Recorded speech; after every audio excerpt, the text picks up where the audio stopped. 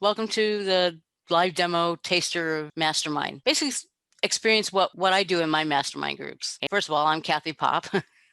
I've been a business owner off and on, mostly on, for over 45 years. And in 1974, actually, I did my first mastermind group in 1974. I was a dog trainer, and after training classes, we would all sit down and discuss mainly behavior problems or other issues that people had with their dogs. In a way, that was a mastermind group. So a mastermind group can be on any topic, and it's generally just a group of your peers, people like you that have similar goals, and it doesn't have to be the same one. It could be just like all business owners who want to have a better year than last year. And it's also a place where everyone gets to tap into each other's genius zone. Everyone has their unique set of knowledge, skills, experience, and no one else in the world has that unique combination. It's great to brainstorm with like a friend or something, but when you have 6 or 8 people, now you're tapping into the genius zone of each of those people. And so it's like amazing. Mastermind groups can shorten the learning curve. They keep you focused and on track. They let you get more things done quicker and with amazing results.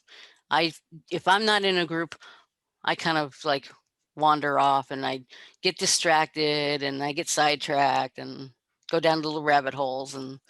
But when I'm in a group, I get probably more done in 3 months than I do in a year on my own. So that's why I love them, and I've been hooked on them for a very long time. This is what we're going to do today. And I'll just run through the whole basic. So that's what a mastermind is. Now, what a mastermind is not, because I get questions all the time and I see them listed, something that's an event that's a mastermind, and it's really group coaching, or it's a training session, or it's a sales pitch, that disguises themselves as a mastermind group. So a mastermind group, basically, a mastermind has brainstorming, which we'll do in a few minutes. And that's a main component. They can have some training in them. Some people do train in their mastermind groups, but the whole, I think, magic of a mastermind is the brainstorming session that we do and the benefits that we get from that, and the benefits that you get from even other people's hot seats, which is really cool.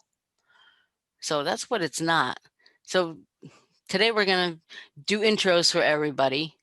We'll start off with success stories and something that happened that really worked well for you recently. Then we'll do the hot seats, have action plans. So you will set up, commit to one action that we'll take that we'll put into play, and then the rest will be Q&A. Let's start with introductions and start with your name, where you're from, the name of your business, and what you do, or type people that you serve. And Orlando, why don't you go first? Sure. My name is Orlando, last name Quiroga. I'm living in the Austin, Texas area currently. I walked away from my job in 2001 as an IT guy, have some education there. And I decided I was going to try to pay my own paycheck and just do what I could to support my family. 9/11 hit. I went from one job to the next, and then I got into real estate. Uh, my famous quote is 85% of all millionaires come from one industry, and that industry is real estate. That was a fact. So I did that for, I'd say, up to 2016, 17. I bought 52 houses in Austin over that time period, remodeled them. I kept, flipped 26. I kept 26 until about 2.5 years ago, and that's when everybody's coming to Austin. So sold the last of them. My kids got 2 kids. They're seniors in high school. Dad wasn't cool 4 years ago when they ended their freshman year, so I decided to teach a little bit at the university, and I started a handyman service. So a little busy, but not too busy. Handyman service kind of runs on its own. I got 3 guys and me, but I'm trying to look at what I can do better in that to make it either scale it up or make it a little more profitable. So that's why I'm here today. Thank you. Katie? Yeah. Hi, guys. I'm Katie Milton Jordan. I'm in Kerrville, Texas. That's just about 45 minutes northwest of San Antonio. New Texan by way of Minnesota. I help profitable Texas businesses be bought and sold. And I represent the Main Street market, so usually small owner operated companies.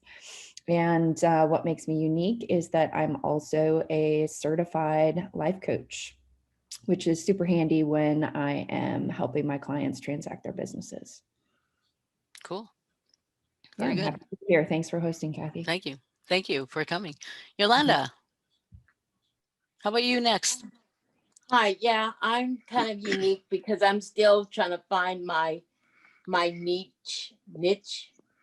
I have been at a university for 25 years. I live in San Antonio, and I don't know if you can see from my background, I'm a painter and an artist. Very good. I really like political paintings. I know that sounds crazy. I just want to retire, but just find a side hustle. I like talking to people. I'm an advisor with students, and I'm also kind of like in the social justice realm a lot.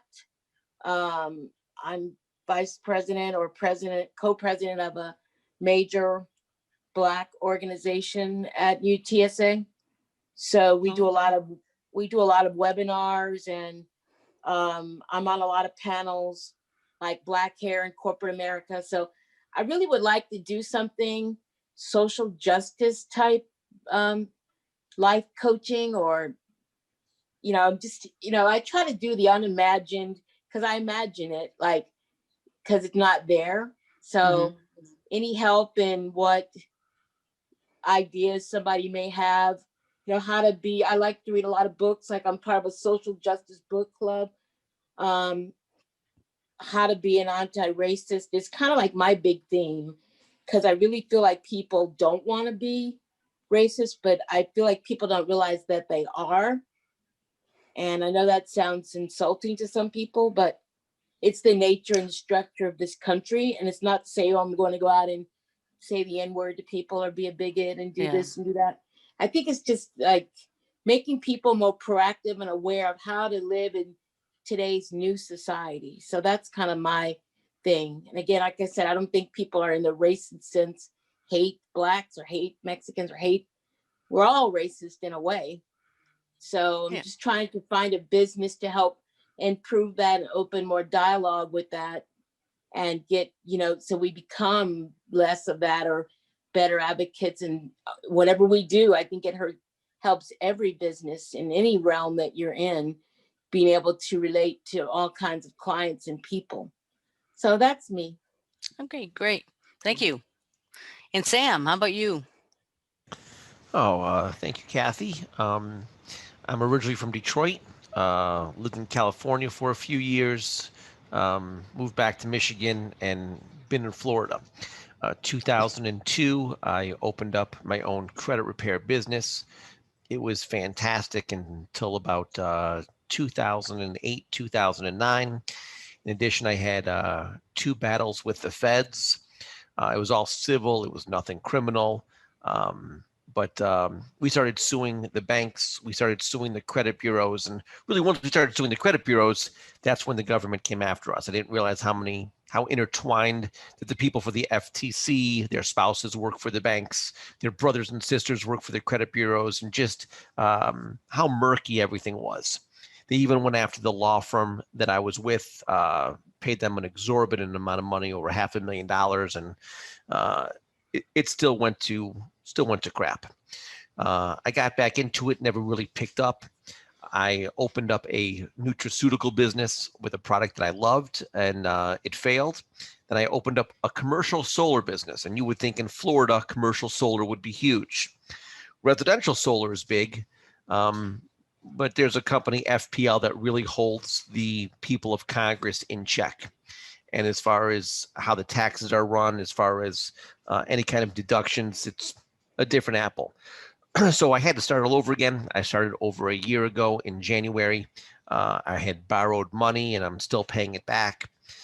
It was just me, and then I got one person, and then I got two people, and then I got three people. I've got two people in the Philippines, so I'm only up to 5 people right now. It's still a struggle.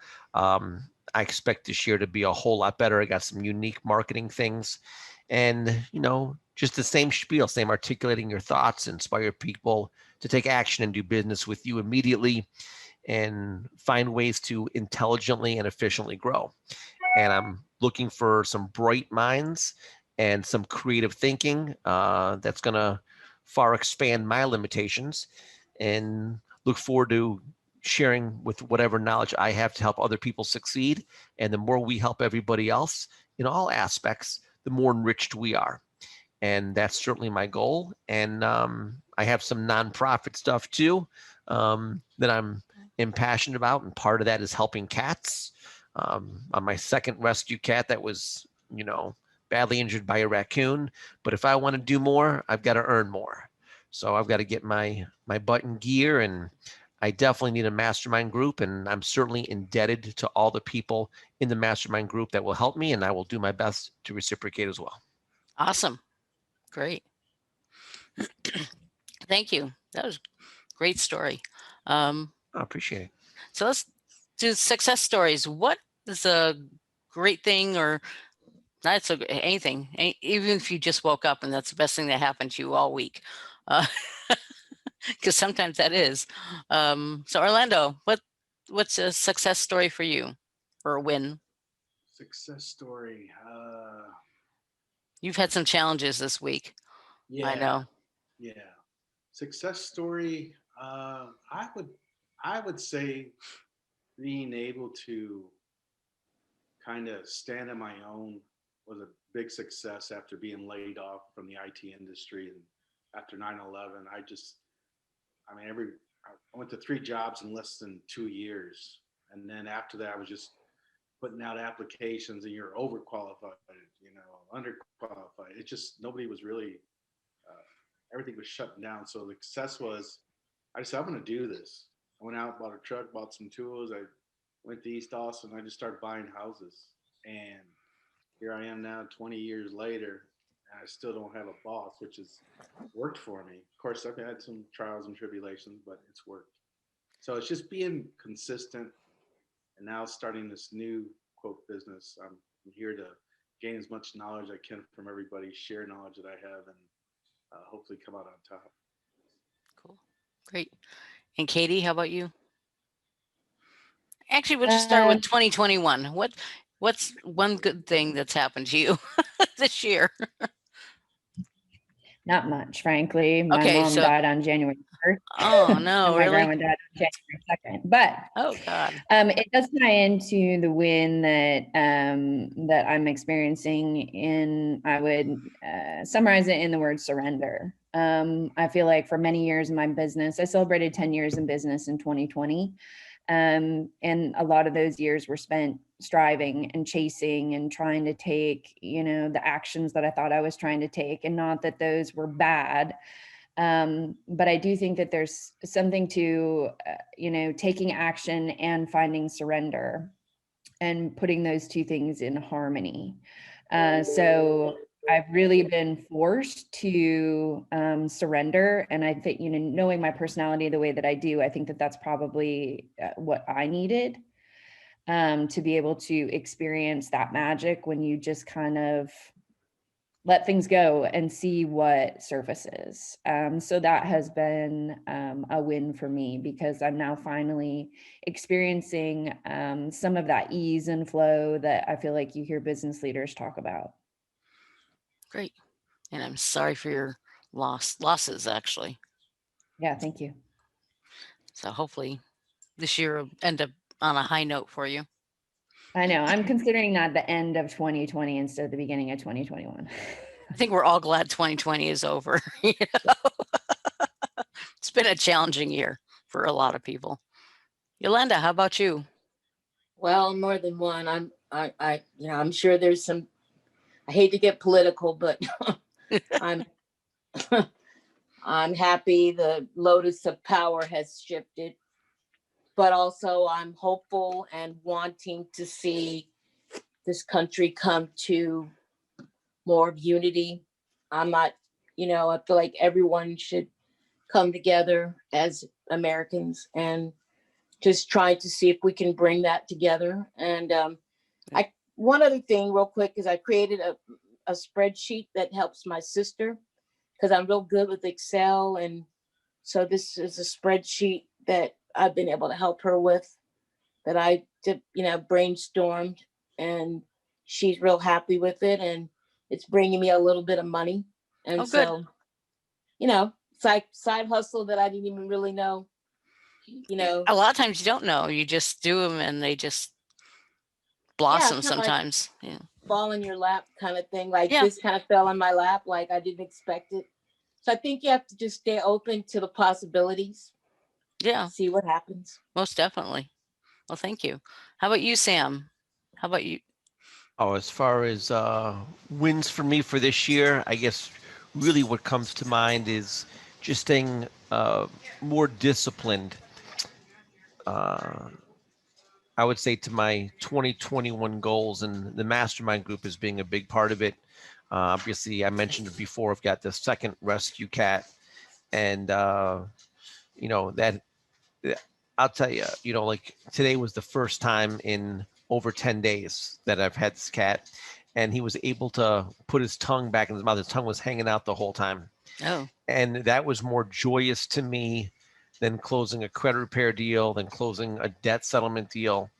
Tough to even explain. And so I would even just say my continual grasp of very unique things and how we've changed of what's important to me now versus 10 years ago. It's night and day.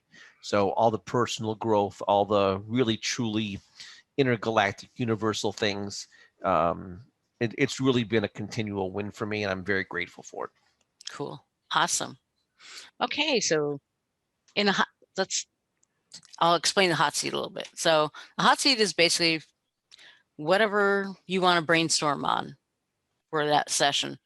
And it could be just about anything. So everyone, you pose a question, you give a little backstory.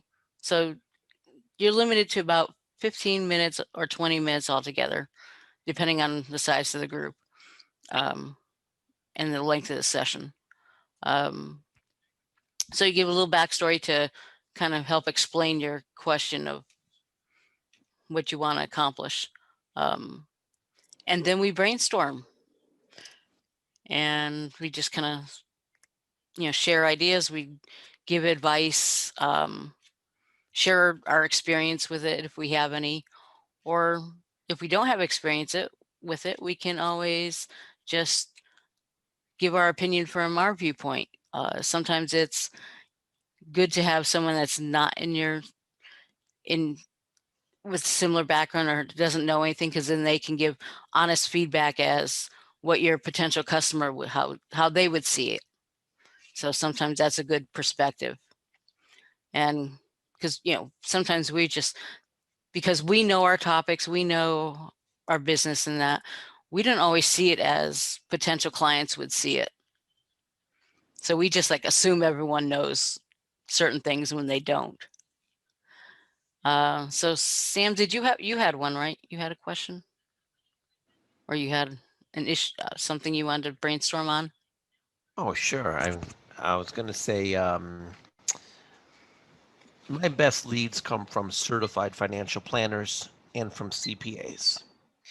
And as I'm getting back involved, I've just recently gotten back into LinkedIn, and I've made in the first month, I've made maybe 200 connections to CPAs and certified financial planners, just getting started with it.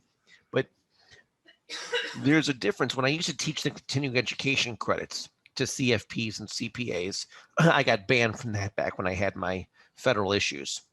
I used to get referred a ton of business, but because I'm within LinkedIn and it's just a connection, one or two messages back and forth, offer a free ebook, that type of thing. I'm looking for a way to find a correct path where I can start calling these people. I've got a way that even though LinkedIn doesn't provide it, I actually will have all their cell phone numbers and all their email addresses instead of just messaging them in through LinkedIn. Now, it's a great tool, it's a great gift, but I have not found a savvy, smooth, passive way to reach out to them by phone. That would really generate the business, have a good conversation, and I don't know how to make that transition. So I would like to generate phone conversations with them, but I don't want to impose on them. I don't want to piss them off. It's not like I have a direct meeting with them that I used to have with teaching the continuing education in person. This was back before they even did it online. So I'm trying to brainstorm a path into a way where calling them will not put them off. Okay, I understand that. Does anyone have any questions, like qualifying questions, like you need a little more information in order to make suggestions or anything? Yeah, I do have a quick question. Okay. Sam, how are you getting these context information on LinkedIn? Maybe you mentioned that and I didn't hear. Gotcha. I've got a specialist, and she actually has an automated process. So LinkedIn allows for 100 connection requests a day and no more, and a maximum 2,000 per month. So she has a system where we send out these messages and it allows them to connect. And if after 18 days they haven't responded, we withdraw the connection so we don't exceed that amount. So it's just, it's on a cold level, but I've definitely had plenty of interactions. I've answered some questions that people had about clients and stuff like that. But it's just in the beginning, but that way it's on automatic. I'm not spending any time with it. I pay her a good chunk of money. And obviously once I get to 3, 4, 5,000, I should be quite a bit busier. But I definitely want to make that direct connection. So to clarify, you're looking to convert those leads from your connection on LinkedIn to a phone call. Those connections on LinkedIn, I want to be able to have a conversation with the certified financial planners and the CPAs. Okay. Anyone else have a question? Or we can just get right into the brainstorming?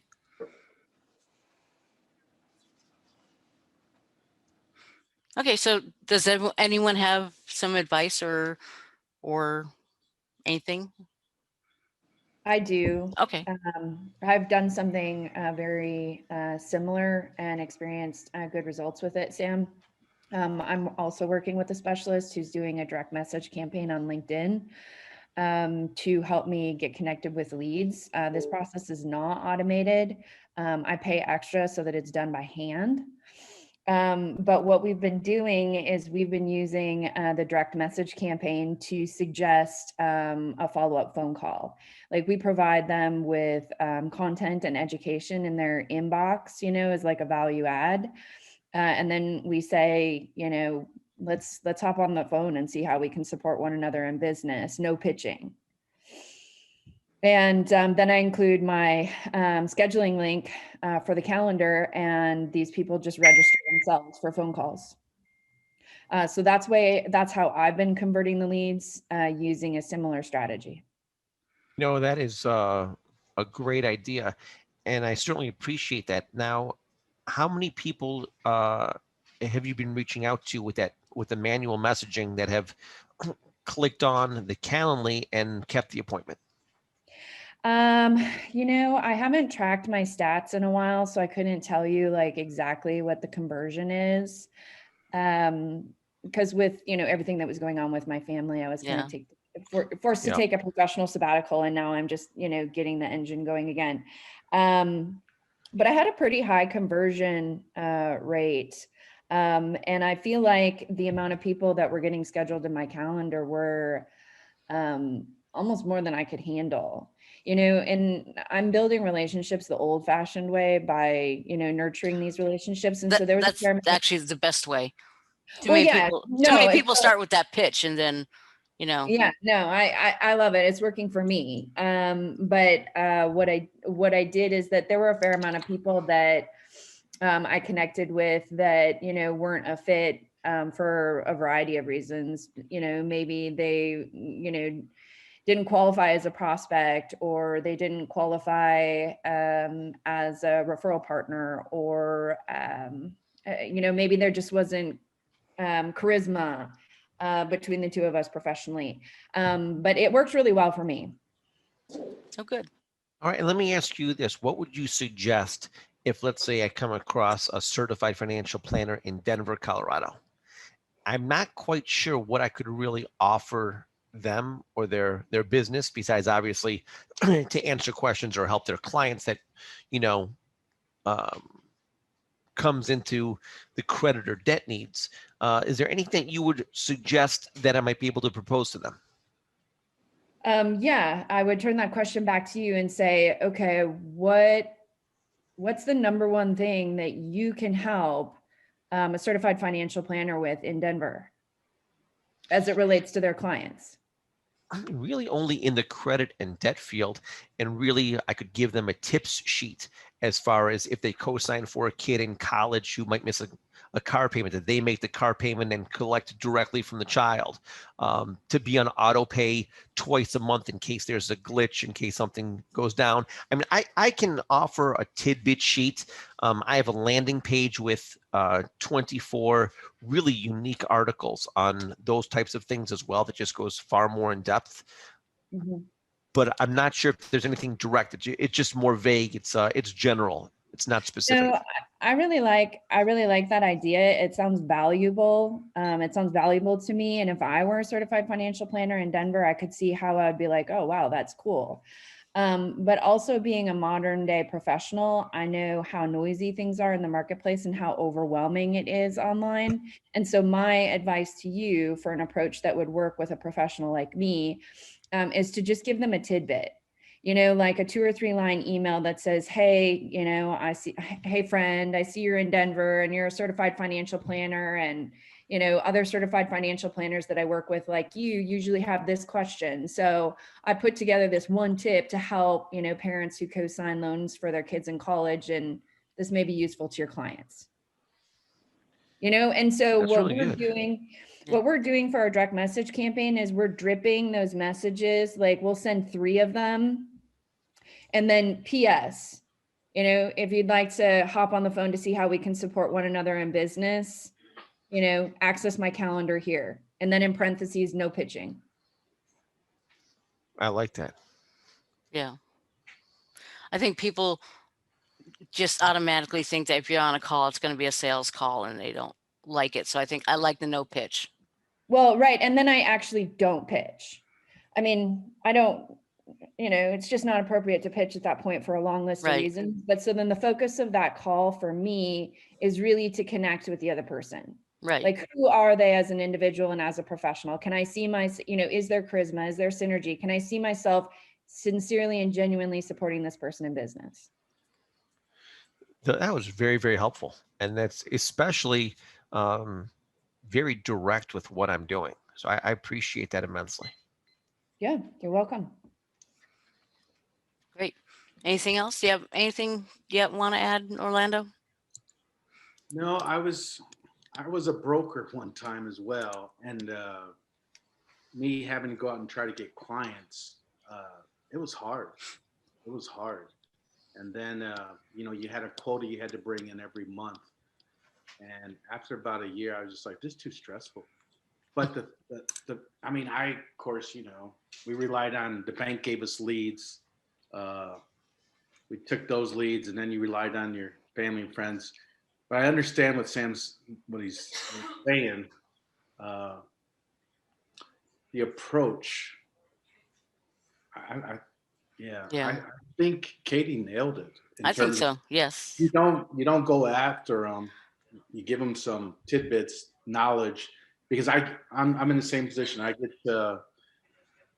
get information. I trade a lot on the market, and the last thing I want to be is bombarded with all these advertising it. Basically, I'm just now recycling, throw it away, throw it away, throw it away. But a little tidbit that you have, Sam, 24 ways to do something, or I mean, that to me is valuable because I love reading that stuff.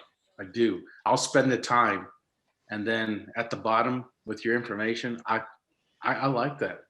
You're not selling it to them, but yet it's something that can help them. And I don't know if you can do business in all 50 states, or do you have to register? Do you have to be licensed, or in all 50? And if you do, I guess you knock them out one state at a time.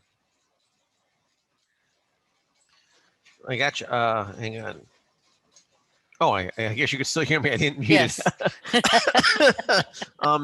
Actually, we can service clients in all 50 states and Puerto Rico. There are certain states where if I directly market to consumers in that state, I need a special license within that state. Oh, okay. So I'm Do you I'm have careful. Do you have a YouTube channel? Yeah, I don't really monitor it. Well, We just created it just recently, and Oh, I okay. did a debt settlement commercial on there. so you can do like there are services out there that are really inexpensive, or some of them are free, where you could do like a promo video, or you can just do little tips, just 1-2 minute little tips.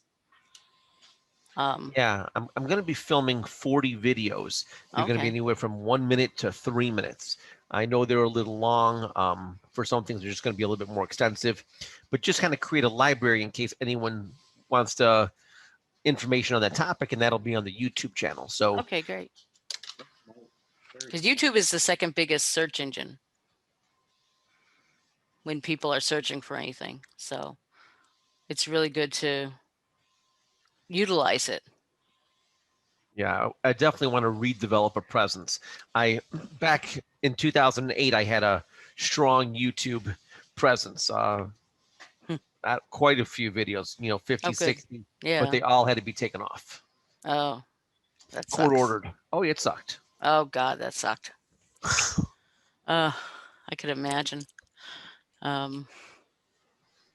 So on your system that you're using, do they go into the pitch right away, or how do they do it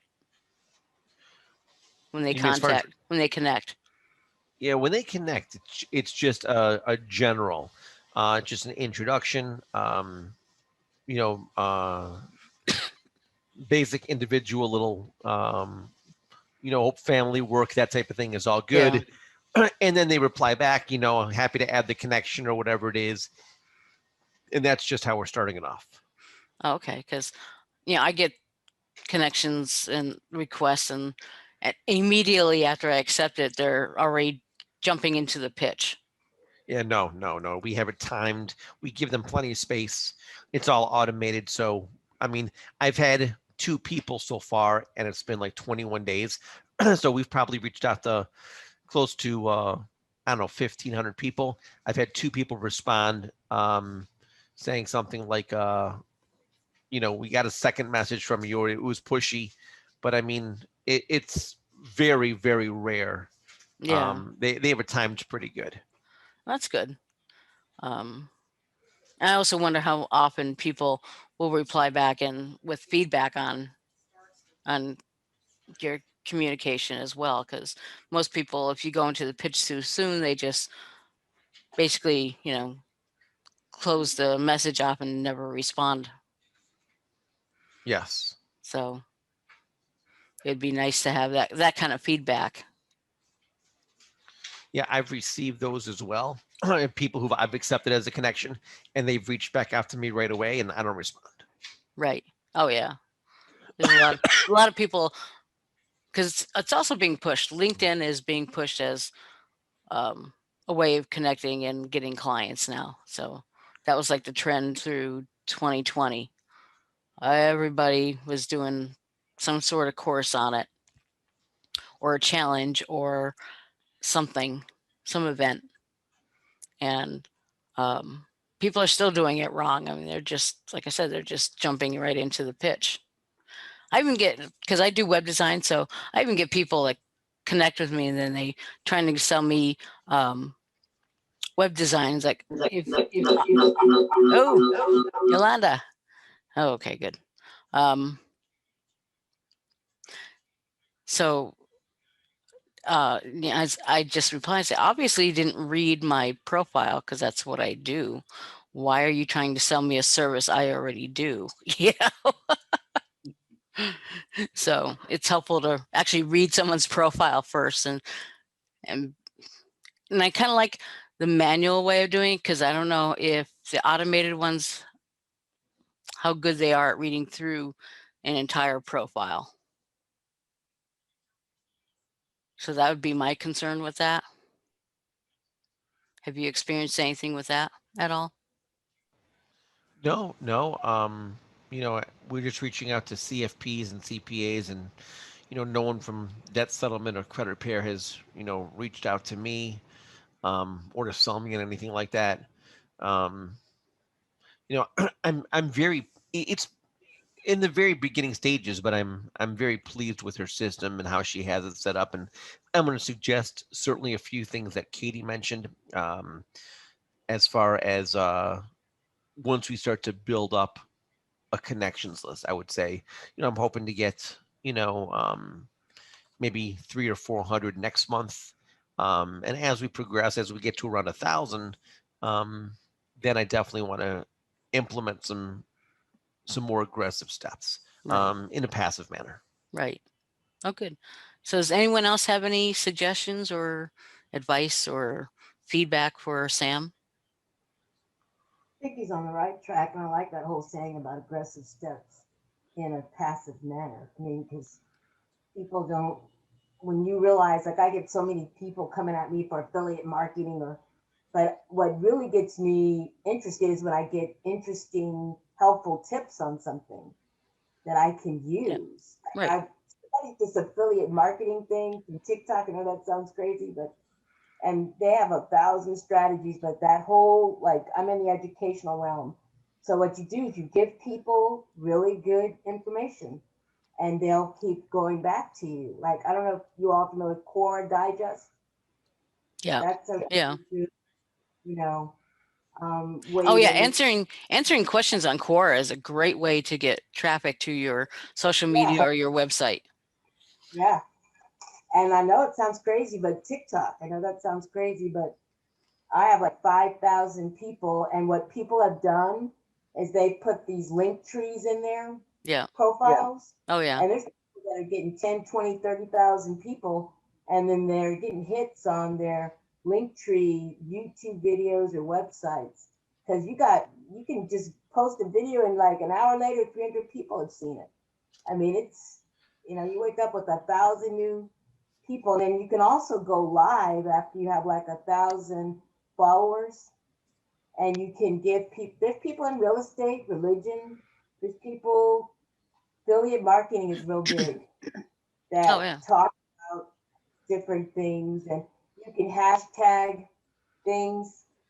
And so you don't have to just go out there like, it's not just for, like, I thought it was just for dancing, but you can hashtag a lot of, things that, like, Yeah. hashtag this, hashtag this. And then people will actually go searching for those things. Right. I think she gave some good advice to him, though. And I think Sam, even not just videos, but do some lives like Facebook Live. There's StreamYard where you can actually live stream to both YouTube, or I think 30 different channels like YouTube, Facebook, LinkedIn. You can stream to all these all at once. Wow, I wasn't aware of that. And it's free. They do have a free level. What they consider a channel is like your personal profile on Facebook and maybe a Facebook page and group. There would be 3 channels. Gotcha. Oh, and So this is called Stream what? StreamYard. StreamYard. I appreciate that. And there's a few of them. Actually, I have a list of them that have different abilities. And even Zoom, you can go on Zoom and stream right to Facebook. I got you. And Yolanda, thank you for the Core Digest comment. I'm definitely going to check that out. I appreciate it. I love And Quora. Yeah. that's another I want to go into is educational consulting. And so when you become the expert at something, Like, and you got to have the goods, but you become the expert. You start following that person or saying, God, I want more of that, Yeah. information, great thing. I got hip to that Core Digest through TikTok. And Yeah. I've been Quora for a few years. So I'm still getting hits off questions I answered 3 years ago. So Wow. and so it's really it's like what Yahoo Answers was several years ago. Great. Okay, so I guess our time is up with you for the most part, except for if you want to make any summary, summarizing remarks or aha moments or something. I just appreciate all the input. Definitely high quality stuff I'm going to use. This was very valuable to me, and I thank you all. I do want to come back in about 5 minutes because I've been holding it, but I gotta go to the bathroom. Go ahead. but I'll be back. Give me about 5 minutes, guys. Okay. Thanks. Thanks. So Orlando, do you have yours ready? Yeah, after listening to all this, I'm taking You can't notes. change. No, I'm starting this service, and here's where I was caught in between. My thing was I was thinking about going back and get my PhD, right? It's a 4-year program. I think it was $60,000, and I was trying to barter at the university of, can I teach a little? You guys give me a discount, right? And then I thought, okay, I got 2 kids going to college, right? So that's going to be tough. But this handyman service and listening to you guys, I think I want to scale it. And what I'm hearing is, how do I get myself out there? That's the first thing. So it's coming to me more than me just talking to a handful of agents, to do certain things, make readies, or, neighbors help me out doing this. I'm thinking that social media is the way to go. I don't know much about it other than it's out there. So my question would be, how do I get my name out there, my expertise, and how do I start benefiting from that? Digital people, digital assistants that you can hire. I'm not a big fan of Fiverr. I'll be honest with you. I'm not a big fan of. I tried that thing and I didn't like it that much. It seemed like everybody was from India, and I need you to be able to call it what you want, but I got to be able to communicate with you. But maybe a digital assistant. My best friend at work is a 24-year-old phenom. This guy's a web designer. He's thinking about trash to pick up, compost stuff for apartments, and he's got like 5 websites going. So he's kind of like my go-to. What do you think? Trends. It's like you got to get with the people that are the trendsetters. But I would say a digital marketer, maybe hiring somebody to work with you, really social media postings and that you got to really get the social media, and things like that too. But a lot of times, if you're out of that generation, it's hard. Instagram, those are big. The posting and social media, Right. really, really helpful. Like a brand. Well, I think what makes you stand out, Orlando? From the rest. I want to say 20 years of experience. I want to say I'm a homeowner. I've owned houses. I've gutted them. I did all this myself personally. I'm a nice guy. I'm an honest guy, but I'm hearing you. Can you think of any way to stand out from everyone else that's doing it?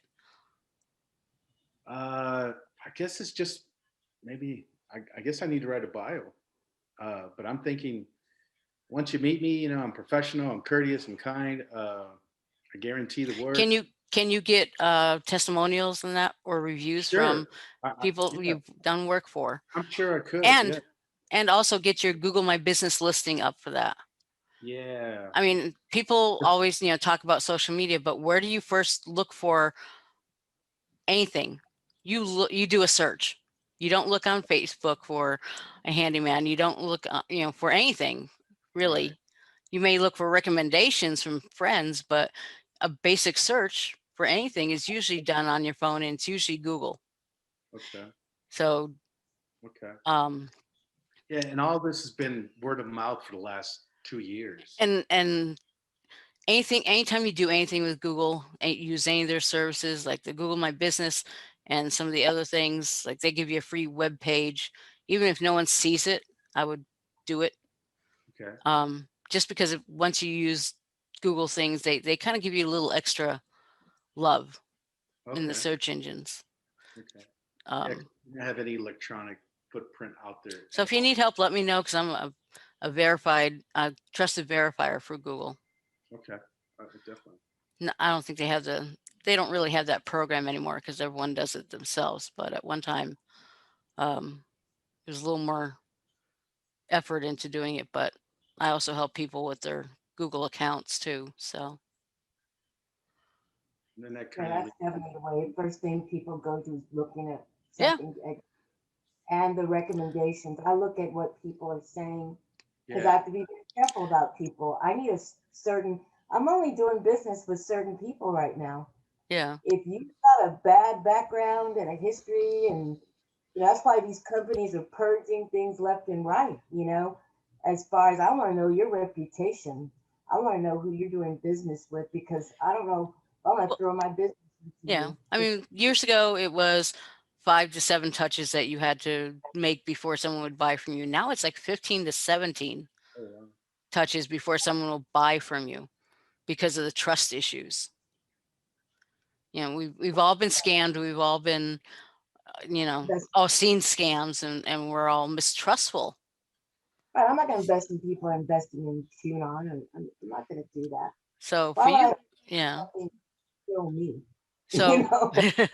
so Orlando, I would emphasize that you're in the neighborhood. You live there. You've lived there for X amount of years. You brought up your children, and you've done several businesses there in the city. So you're known Orlando, and trusted. can I ask a couple clarifying questions? Oh, go ahead.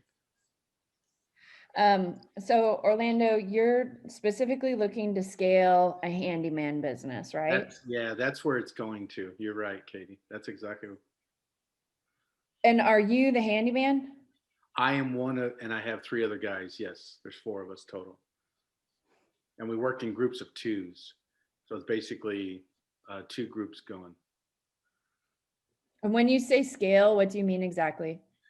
I was thinking how much is too much. So my scale would be I would like to maybe get 4 or 5 trucks out there and me step away from doing the day-to-day chores where I could run the front office piece, maybe do the estimates.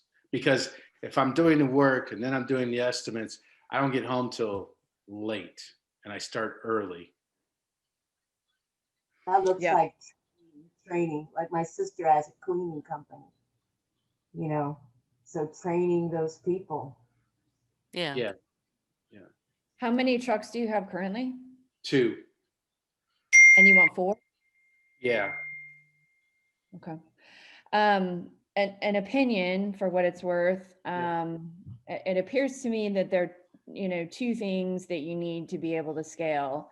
One is going to be the systems and the automation inside your operations. Like Yolanda makes a good point about having training, but until you create the company's policies and procedures, you can't automate them and you can't train anybody. Got you. So those need to be created in place, and they need to be able to be replicated. But also to scale, the other thing that you need is the capital. So you need to increase sales or make a capital investment. But that's the problem, right? Because if you're the owner and also the technician running the company and delivering the service, Yeah. your abilities are limited by that. You're the classic example of the owner being the bottleneck, right? Yep. Yep. So those are a couple operational observations that I'm making about your circumstances. And I think that social could be a good strategy and a good tactic to use to increase your exposure and your lead generation, but you're still going to run into those operational challenges. Yeah, yeah. But as it speaks to like social, I like the question that Kathy asked you about, you know, why are you the best in your space? I would definitely, you know, leverage your responses to those questions. But another question I'll add to that is, who do you serve exactly? What's your niche? Yeah. You know, like I know that there's a handyman here in my town that serves like, so it sounds funny to say this, but like he serves all the single ladies. Like they call him like the husband, right? If they need help, they call him, you know, like the husband handyman, you know, like I don't, you know, you could specialize in whatever you want to specialize in, but that's what this guy is known for. And so like all the widows and the single ladies will like pass his information around. Yeah, I've heard other people doing that too. And when you can define exactly who your niche is, then you know exactly how to answer that question, like, why are you the best? Because, so for example, if you're serving all the single ladies, you know, just in this example for, you know, illustrative purposes, and you have a single lady that comes up to you and says, okay, Orlando, why are you the best? Like, why should I hire you instead of this other person?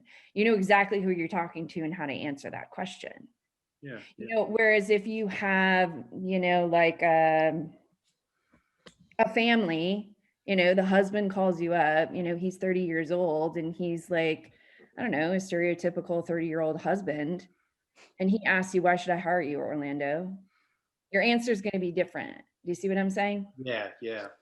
How you respond to that question will be different. And that message is, if you choose to use social media as your strategy, that how you answer that question in social media is important because it will attract or repel the people that you're looking for, right?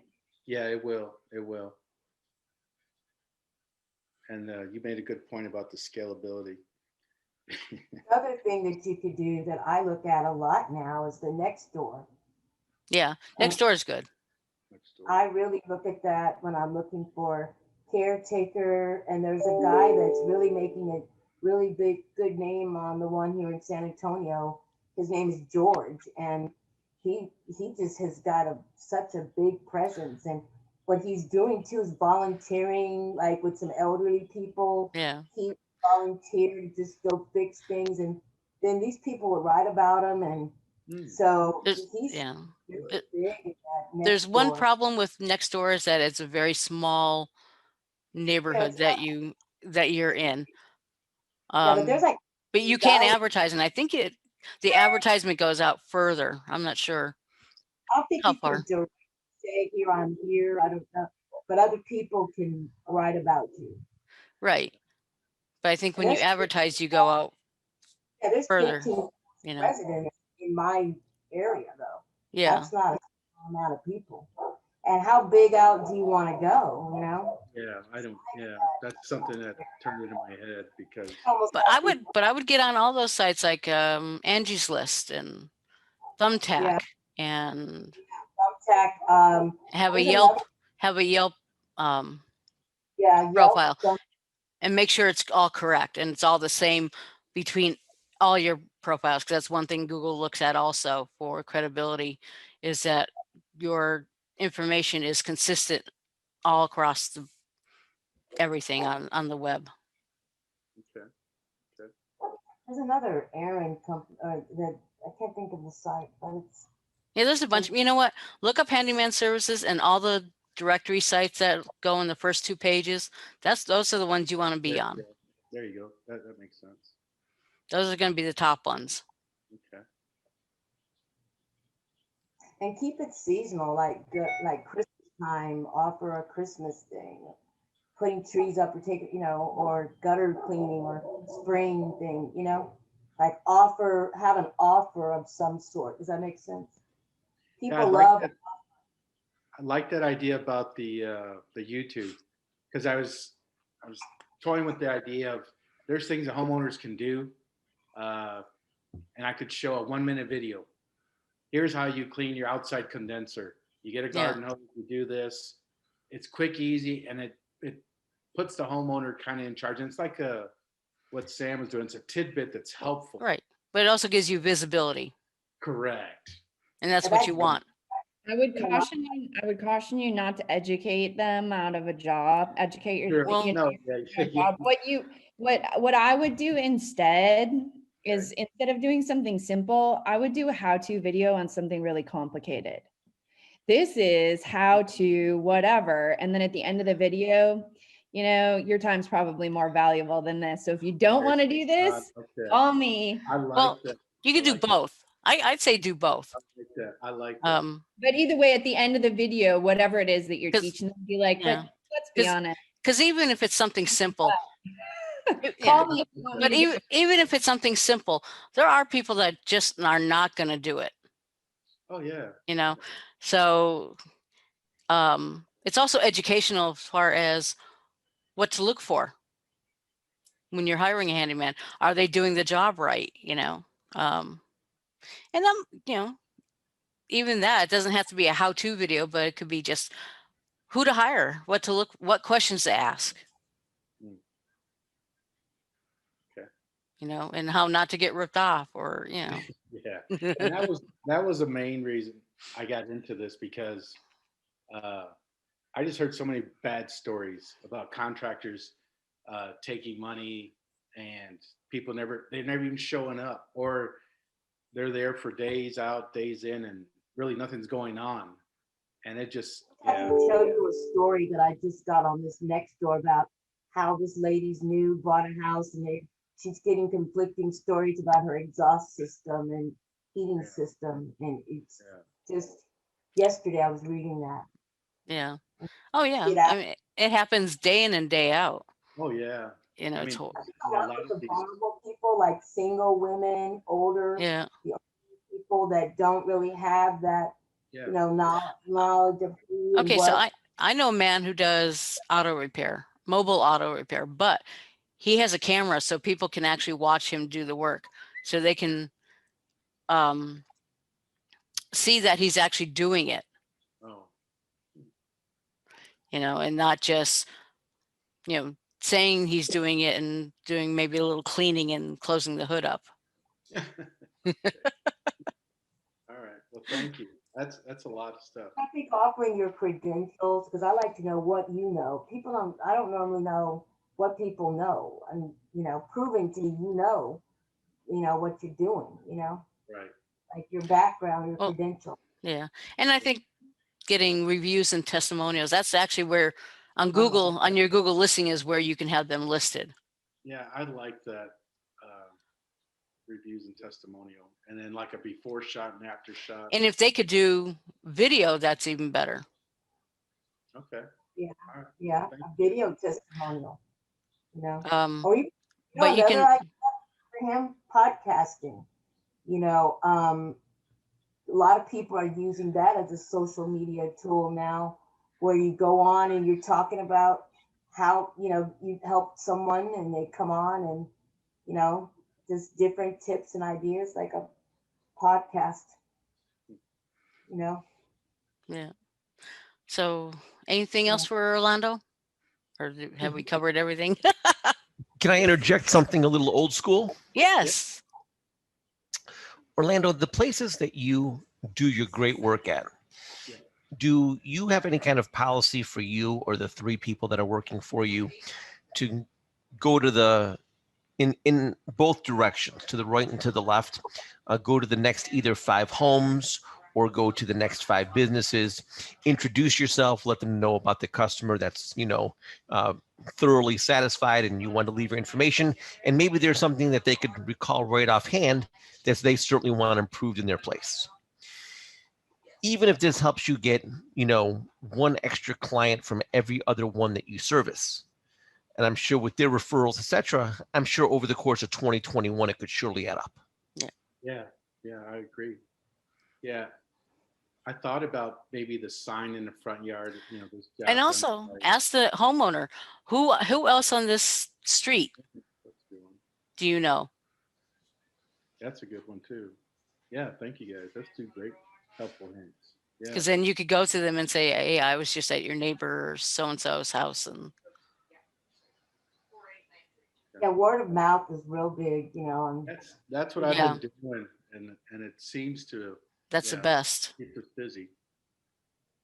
especially somebody being trusted to come in your house. Like, what are your policies? Because my mom's gotten taken by painters where she paid them $10,000 and they came one day and stopped coming. You know, so Yeah. what is your pay policy too? Like making that clear to people. I mean, half up front and then the rest, or you know, just really like she said, ironing out your policies and payment Right. stuff. You know. Okay. Like I need people to want look to trust that their money is gonna go to something and be, you know, what kind of guarantee do you offer, or warranty or whatever, you know? Yeah. Because I was a single mom lady for 10 years in my own house until my husband came. He could fix everything, but I was, you know, that was a big fear of mine. Is, am I gonna get taken? Can I trust this person? You know? Yeah. Okay. Thank you. Good. Thank you. Katie, do you have anything you want to brainstorm? Or you just want to? Yeah, that's what I've been thinking about. I have two potential topics and I'll throw both of them out there and the group can decide which one is more Okay. I'll be right. you know, based on other people's needs, because maybe somebody's, you know, facing a similar challenge or whatever. So one thing that I'm really interested in, I'm really loving this mastermind. I would like to offer a similar mastermind to my clients. So that's something that I'm curious to learn more about. Okay. And another potential topic is my husband and I are both entrepreneurs, and we work together and separately on several different, you know, income streams that we're working on. And I find myself being really frustrated at the moment because it seems to me that he has like overcommitted himself, like he's involved in like too many things. Mhm. And so No, none of us do that. No. I'm trying to figure out a way to get him to understand that he doesn't have the ability to do all the things. Because I'm finding that, you know, I'm paying the consequences for his overcommitments. Right. So those are my two topics. So maybe accountability partner with him for somebody. Maybe not you, because that I don't know how that would work out. I don't know how you would be a good together, because that could create conflict too. Right. I mean, I think that both of us are really good leaders, and if we weren't married, it would be easier for one enough to hear one another. But Yeah. the marriage kind of like turns the volume down on what the other person's So saying. maybe if you're both get together with another couple people and just have your own mastermind or accountability or something, so Mhm. he can hear other people's input. That's a good idea. And something you said earlier, Katie, that's still in my brain, surrender. Mhm. Because I'm doing 3, 4 different things, and I know throughout, if I do one thing, I focus on it, I'll be great at it. But I'm doing this, that, and the other, and I'm thinking about expanding, and I'm thinking I want to have an AC department. I want to have, I want to be that ABC guy, and I'm like, what am I thinking? That's crazy. But I love what you said, surrender. So that I'm going to sleep on that one. That one that's a good one, and I don't think I have. But joining this group, I think I've already taken 2 steps forward. And when you said that too, that felt up. Can't overcommit yourself. Too many things. Yeah. And that's my quandaries. Find something I'm going to really be good at and sticking to that one thing. You know, I'm not trying to be all over the place. That's the problem with being a serial entrepreneur, is that you Yeah. get too many ideas and you want And to then do you- everything. And then you got the bills coming in and trying to cover them. I do some day trading at the same time. I was a past stockbroker. I subscribed to a couple letters, and it's profitable for me. And then my wife's like, why don't you just stay home and focus on that? I'm like, because I like to use my hands. I like to help people. She's like, well, you need to help us, and it gets into that. So I hear what you're saying. I have some of that at home. And I try to make it a point to leave the house at, 7:30, come home at 4:30. The rest is family time. Mm-hmm. And as I get older, that's something Sam said earlier too, as you go through this cycle of life, you start cherishing what is important and what's not. Mm-hmm. And I know you got to pay the bills, but at the same time, what's the offshoot of that? Is it? Yeah, you just like repeated almost verbatim a phone conversation I had with my husband yesterday. He's on the coast taking care of another project, and I called him yesterday, and I'm like, "You need to be here." Yeah. So something that I was like, I don't need to be out here doing this stuff. I thought was I'm helping these 3 people make a living, and I'm making a living out of it as well. But I don't need to be doing that. And then I was like, okay, my kids are seniors this year. They're going to be gone in 5 months because the way I raised them, they're going. I know they're going to some school. They're going, and I don't think they're ever coming back other than to visit, and holidays and that. But I think they're gone. So I'm struggling with all of that. And they moved back in. Katie, can I interject one thing? Yes, please do. Yeah, I was going to say, maybe I'm just sounding too old school, but as far as the daily task list, or as far as the priorities, as far as if your husband is engulfed or it's too many things that are too encumbersome, I think it'll be easy for him to know that if he writes it all down, that the very, very important things obviously need to come first. And then you can take a look at what's going to bring the short money, the longer money, where the time should be spent. And even if he just organizes it, basically, these are 1s for the day, 2s for the day, 3s for the day. I think within the course of a week, it'll really sort itself out.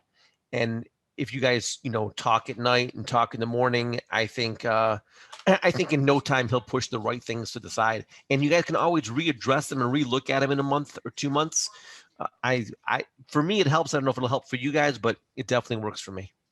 Mm-hmm. Yeah, that's a good tip, Sam, and a good reminder. Yeah. Does he have a plan, or is he Right. just, getting all these ideas and just trying to implement them all as he gets them? Probably, Orlando, you might be a better person to answer this because it sounds like you. I'm the same way. I think he does have a plan, but whether or not that plan is what I think it should be is another matter. Well, he may not have a definite plan, like a definite. This is what he wants to achieve. He just has a bunch of ideas, and let's start on all of them, because some people are great starters and not good finishers. That's him. Or follow throughs. Mm-hmm. So he's really good at uncovering all the opportunities, and so we'll have a handful of really good opportunities staring us in the face, and our challenge then is like to choose which ones to pursue. But he's really good at uncovering some really lucrative things that sometimes it's a challenge to say no to the one thing that is going to sabotage the rest of them. Right? Yeah. But I think Sam had a good point. Prioritize what's 1, 2, and 3. I think that will self-expose everything. It really will. And you could just say, let's review it today, honey. Let's review it tomorrow. And a woman I know, leave me alone. A woman I know she suggests, and she does this with herself. Monthly, she does an inner CEO meeting with herself. She shuts everything off, her cell phone. She'll go to a park or something and just be alone. And she does a one-page business plan with what are her goals for the next month or next quarter, and what are her strategies for that. Mm-hmm. So maybe that might be a good thing for your husband to do as well. Mm-hmm.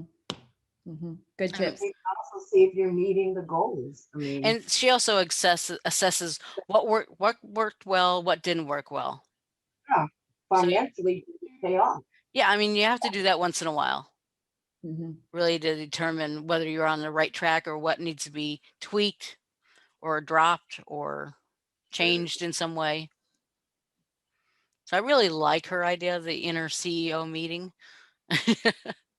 Mm-hmm. Mm-hmm. Mm-hmm. So is there anything else anyone wants to add?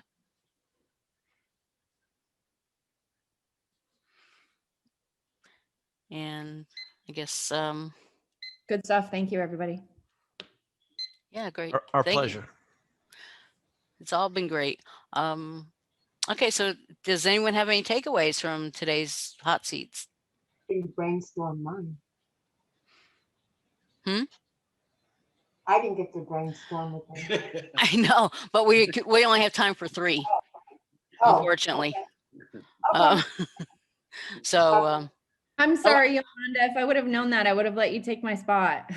It's okay. It's fine. unless you have a quick one. Yolanda, now you have to join the group for sure. We'll give you a double session. Yeah, we'll let your next one be extra long. Very quick. Very quick. I'm on TikTok a lot, and I know, I'm, not just trying to be on there to be on there, but I want to just have like a cash flow business where it seems to be, I know this is going to sound crazy, y'all, but there seems to be a lot of people making money off this eyelash business. Okay. And they have the website set up and they do the drop shipping. And so I think I can promote that really well because I'm into beauty and fashion and stuff like that. Mm-hmm. So what I want is a website that I could have somebody build me a website, a really good website, and just play around with it, based on the knowledge that I have, So want some ideas. Okay. So you might want to check into the company that you're going to sell them through, because sometimes they provide websites, Mm-hmm. if you're a reseller for them. So if that's an option, the bad part is that it's probably a replicated site that everyone else has, or you might be able to customize it. Mm-hmm. And if you're going to sell them, you think of how you want to sell them. And I would go with, I don't know about doing Amazon right off, because they ask quite a bit money. You have to make a large profit, have a large profit margin in order to make money off Amazon. Even though it's $39.99 a month or so, they have other little fees like stocking fees, warehouse fees, shipping fees that add up actually to like 3/4 of the retail price. So if you're doing anything like reselling, you have a smaller profit margin to begin with. But there's always Shopify. You can have a Shopify store. That might be the easiest way to get started. Somebody who could build that? I don't know anything about Shopify. Yeah, actually I can. I'm one of their partners. Or you could see yourself, because it's not really all that difficult. Watch a few videos and see if you can do it yourself first. But we might have to talk and see what you charge. Yeah, okay. Okay, I don't want to take up too much more of anybody's time, but this was a fantastic group, really. I had a couple of questions. Sure. For your product, did you think about doing any kind of landing page where you could maybe, I don't want to say plagiarize, I would say research other articles, tweak them up a little bit so they're your own, and then put those links, on other pages with clicks to your landing sales page? Definitely. I mean, that's the other thing you could do too, is and you should have a professional email service like MailChimp or Constant Contact or something. Most of them have landing pages that are included. So you can just use their landing pages and put your product on it. Can I ask a couple more questions, Yolanda? Go ahead. Do you have any kind of database because of cell phone numbers or anything like that if people were interested in this kind of business? Well, I have, my immediate friends and family. Okay. I I was mean, just, and most millennials now, the trend is that, because I look at a lot of like trends on word searches through Google and what people are trending towards, and a lot of these millennials and younger are wearing the eyelashes daily now. I And gotcha. my daughter works at Amazing Lash Studio, but they have a little like monthly package, but a lot of people are just going for the day to day. It's a day to day thing now for women. Yeah. The eyelash thing is day to day. A lot of people can't afford that $130 a month package that you go in and get twice a month from the studios, Right. It's really big in the Black female community. Really, I mean, everyone Oh, I wears see. I them. see it a lot when I'm out. I see it, It's a very big trend. but definitely, What's the age group typically of the people that wear it? Probably 18, 40, 50. Oh, I gotcha. Very, very wide group. yeah. I mean, when you put those lashes on, you don't need no makeup. I've had them on, and I have people just 10 times in one day compliment me. I like you, like, I'm like, wow, I need to keep these things on. But That's even definitely use some sort of professional service for email because you have to stay FTC compliant. well, I'll use you for Shopify or build my site. Right. But for your email, there's some free ones that have free levels like MailChimp and MailerLite. Definitely want to email listserv. Oh yeah, you you definitely want to, because you want to be able to contact them once they've been on your site. You want to be able to contact them and offer them discounts and whatever that's coming up. And for his handyman thing, a returning customer. I mean, everyone should have an email list. I should say that. Every business owner should have a email list, because that's, they say the money's in the list, but the money's in the relationship with your list. That's true. Because once you have them, you can nurture it and you can turn them eventually into a customer, or many of them, not all of them. Because actually, when someone lands on a website or your profile or your landing page or whatever, only 3% of people are actually ready to buy. And there's like another 60% that you have to actually nurture to maybe convert into a buyer at some point.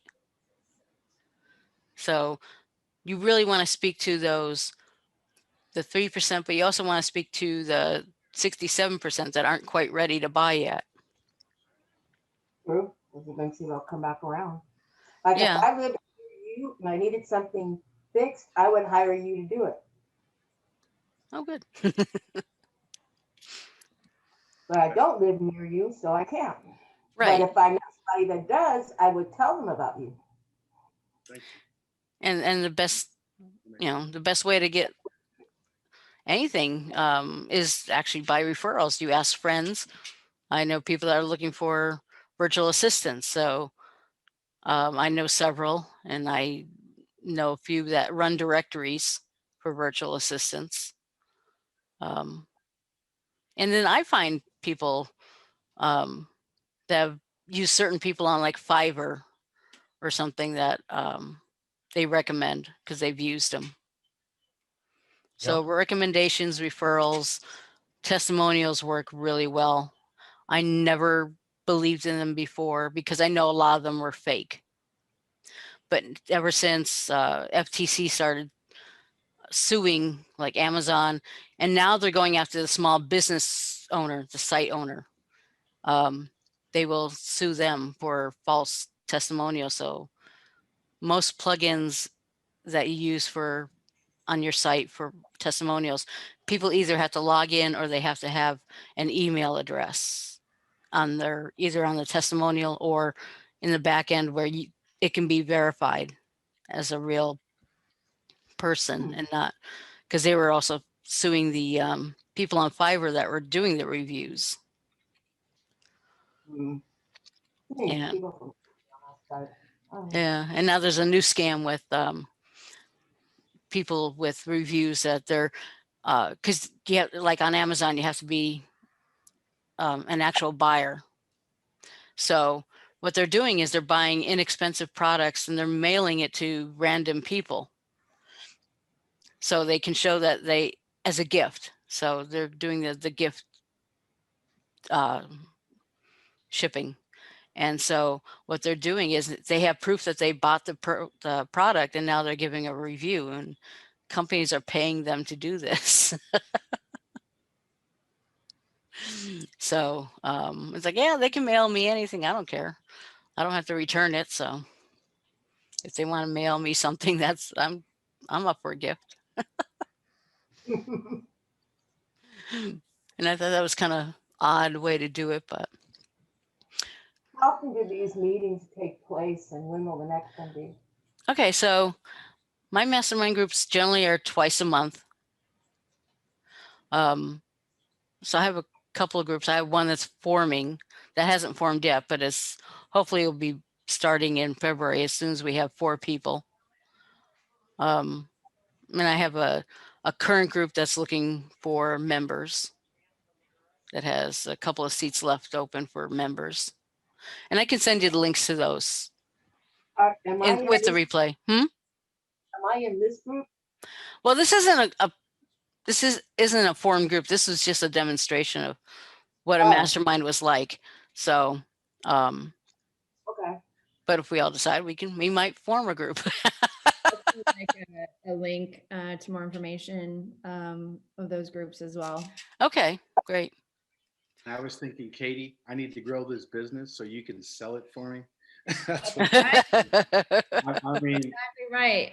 and I No, really I'm actually I'm working with some partners to host a prep to sell summit. Yeah. I'm not going to pitch you here, but if you're interested, yeah. then send me an DM and I can get you some more information. Because that's what I was thinking too. I think scale it quickly. I mean, Austin is just growing. Everything's booming. I think, okay, I can scale up to 50 trucks in the next year, and then I want to sell it, but yeah. And then on to the next venture. Exactly. Yeah, if you want to connect with me outside of this call, just send me an email. Well, I want everyone's contact information, because with the replay, I want to send everyone's contact information. So whoever wants to get in contact with you, and that could be even people on the YouTube channel that may want to contact you. So definitely send me what information you want. Yep, I just put my my email in the chat. So okay. Oh, okay. Y'all are welcome to reach out to me if you want to double click. No pitching. No pitching, but always pitching. This was a good group. Thank you, guys. Thank you. Do things aggressively passive. Yeah. Are passively aggressive. Okay. Yes. And you know what? One thing we haven't done yet is the action step. Who has an action step that they're going to take? I'm going to contact you to set up my site. I'm contacting my LinkedIn person and kind of doing an overview of all the great information that Katie gave me. And Katie, can I hopefully give you one little gem back? Please do. Yeah, have you ever heard of a company called Cdyne? C-D-Y-N-E. This has been a winner for me. And what it does is it does a ringless voicemail drop. And it really has 2 things. So if you want to drop 2,000 voicemails into people's cell phones and it costs you $30, it just gives them, even if it's once a month, a reminder what it is. But here's the really cool thing. You want to spread it out. Let's say you had 2,000. You want to spread it out to maybe 200 people per set on 10 different days. Because what's going to happen is it's going to show up in their phone as a missed call. And you can program whatever number you want. If you want to program 1 month your cell phone, so they call you back on your cell phone. If you want them not to recognize it the next month and you want to put in your office phone, whatever number you put in, it'll show up. Now, you'll probably get, if you do 200, you'll probably get 15 to 20 people over the course of an hour, hour and a half, 2 hours, depending on how prolonged you set it up for, that'll just call you and go, hey, I missed a call from you.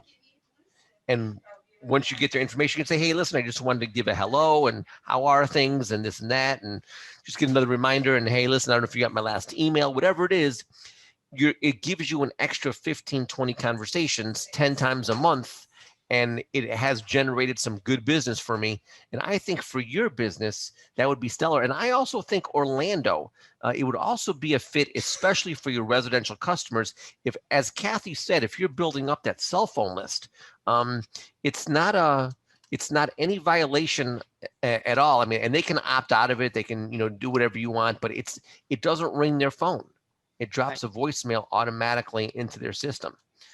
So, I like that tool. And so Well- I'll go to their website and check them out. So you just like upload a voicemail and that's what it drops. Like you upload the file, the audio file. 100% correct. You might want to do the SMS, the texting, because those are seen 100% Yes, and you get versus one voicemail. You get one warning. You want to be with some company like on the texting, like a Lion's Desk or something that will automatically, if they even text back stop, it automatically blocks them and takes them out of the system. Right. If you do an SMS texting, definitely make sure you're with a high level, high grade company, so you don't have to worry about any FTC violation. Right. Because I'm text all the time. I get texts all the time from people from Craigslist, and I tell them that they're in violation of FTC regulations because there's no opt out. Yeah, they just text back stop. If they're with a high level company, it'll automatically take it out. Right. But it has to have that in the text itself. Yes. Just like in emails, an unsubscribe button or link. Correct. So it's a similar thing, and it's regulated the same. So you definitely want to use the service for that. Lion's Desk costs $99 a month, and they give you, I forget how many texts, and you can use it for even an email campaign. But yeah, Kathy, you're absolutely correct. You want to have that auto-populated in there, and a good company will set that up for you. Yeah, and I've seen some that give you so many a month for free, and then they start charging you. Correct. So there's a lot of services out there. Yeah, I didn't know that one. That's good. And a lot of times the friends and I will research different things like email services or CRMs, and we'll just then compare them once we get together. Yeah. And Yolanda, I wish I could help you more. I'm just a little uneducated in your whole arena. But hopefully I'll be of value to you for a next call or two or some other ideas. Well, a lot of times you can take ideas and apply them to different things, Yep. just strategic. I'm all over the place because unfortunately, this is the bad thing. I'm good at several things. And so I have too many interests sometimes. That can be your undoing too. Surrender.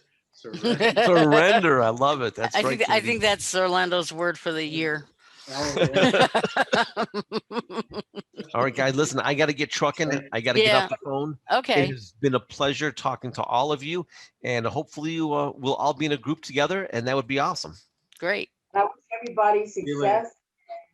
Helping each other is very good, and thank you for everything. Yeah, thank you. Right back to everybody as well. Thank you, guys.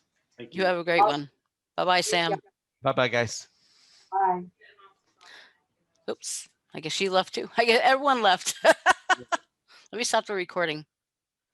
Where is my recording? I think it's up here. Oh, okay, here we go.